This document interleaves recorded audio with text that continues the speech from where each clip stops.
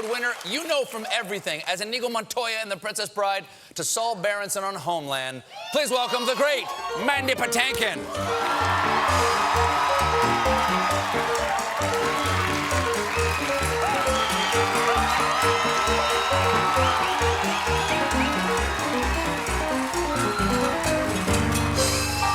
I love that entrance with such purpose.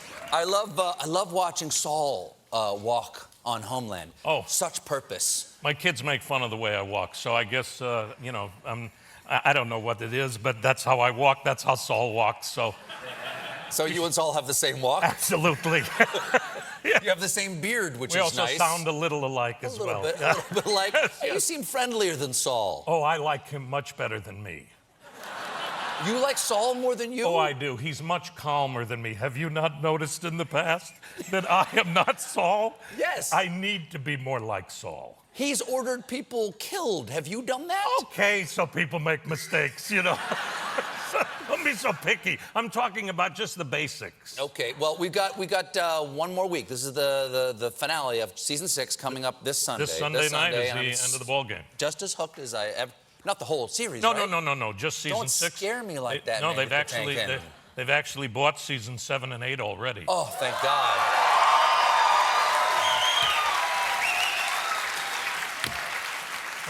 I didn't know what you were looking for. Part of the expression. I was looking for holy water. Okay, I understand. Now, okay, why do you people have to be... Thank you very much. I don't want to put my fingers in your water. Why do this show... One complaint with the show is, why do you have to be so prescient on the show? In years past, you've sort of like... every season is about 2 months ahead of things that actually happen in the world. And these are written a long time ago, shot a long time ago. But this season, we've got the intel community fighting each other, fighting the president, fake news, social media, sock puppets generating public opinion against political figures. Yeah, have you ever heard of that before? Yeah. But what is it? What demon god do you sacrifice a goat to learn these things ahead of time? Well, actually, all our writers do, as you probably have the same experience. You wake up in the morning, you open up your eyes, and you look out the window. And there you have the story of the day. It is all around us in a frightening way.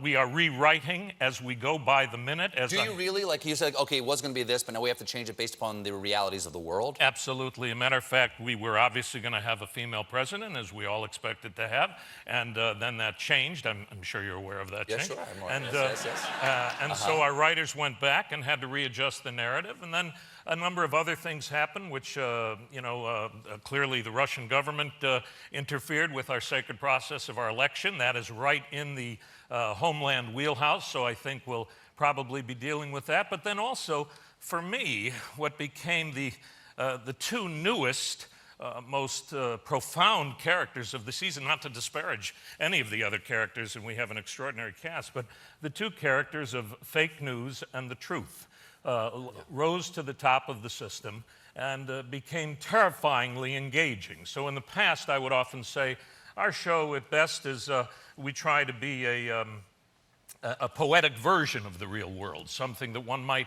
wish for in terms of how the outcome might be, or some metaphor of the real world that we're dealing with. In this season, it became a Polaroid. It was an instant photo. It was happening as we speak, and continues to do so. I think it's not as crazy as the real world. Because, I totally agree. I find the real world a little scarier than Homeland. I often say Homeland is lives in a fictional hell. We all are in a fictional hell, but the real world is far more hellish than the fictional world of Homeland. Now, you said... And that's me being optimistic. And this is why you like Saul more. He's hopeful. I do hopeful. Like him. He is hopeful. Now, you said, I interviewed you years ago back on this other show I did, a cable access show I used to do, and very proud of it. But on that show... I knew I had seen you before. Yeah. I was driving myself crazy. Yeah. Where have I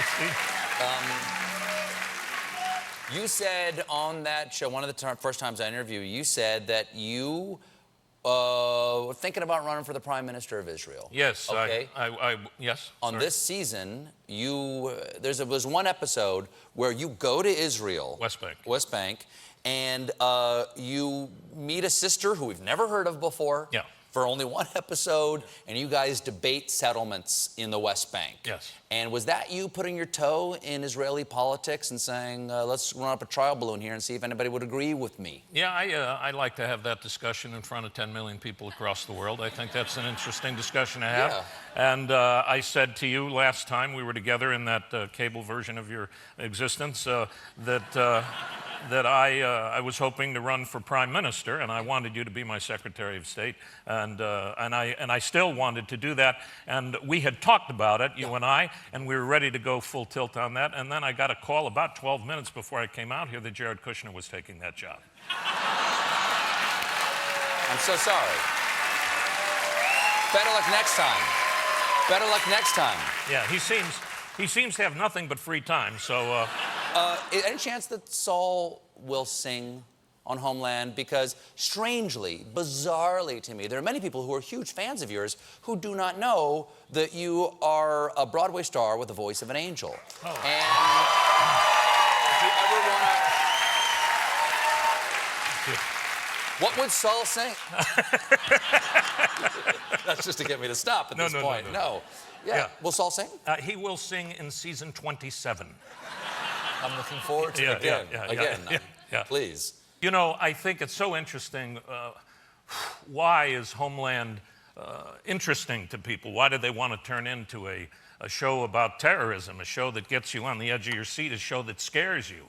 I think about these things all the time, and I think collectively, as a human race, we're addicted to anxiety.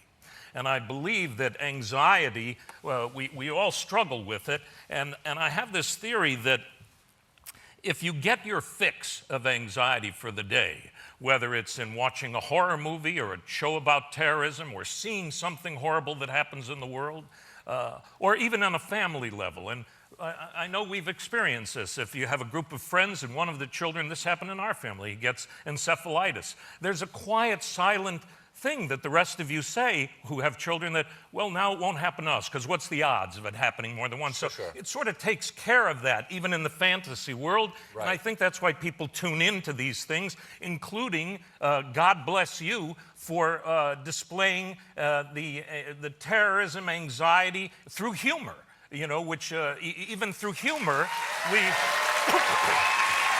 Well, this is how I deal with my anxiety. Absolutely, absolutely. But just because it's funny does not make it any less terrifying. In fact, in my feeling, it's 1,000 times more terrifying. Well, you know what they say: if you can scare one person, it's worth it. You can. Yes. But speaking of dealing with it, here's an even better way to deal with anxiety. This is something that you have been doing and that you're doing again. This is you helping refugees. That's not it. Okay. Yeah. So where is this, and where did you do it? What is this?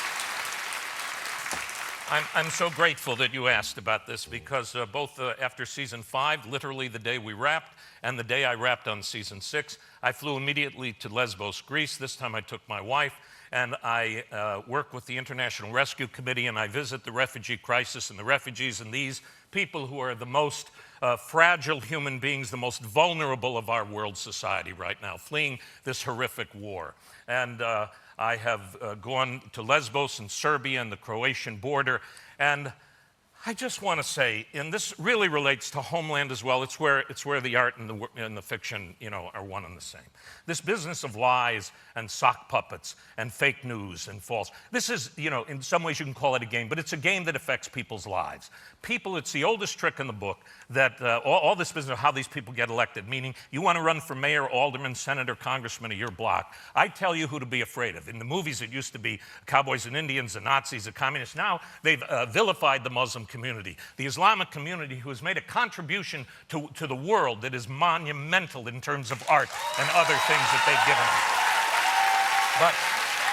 But that little boy That little boy in that picture who's holding my beard, he called me grandpa. These are real children, real families, and they are desperate to have sanctuary, to have a new home. What I want people to understand more than anything is the vetting process. It's an 18-month to 2-year process. You don't even get in the door as an individual or a family unless the UNHCR feels that you as an individual or family can make it through this process. So the people who get through it, and these refugees are the safest citizens that the United States can welcome. And all of us are products of our ancestry and our parents who were refugees. And this is what they This look little like. Abed. Yeah. These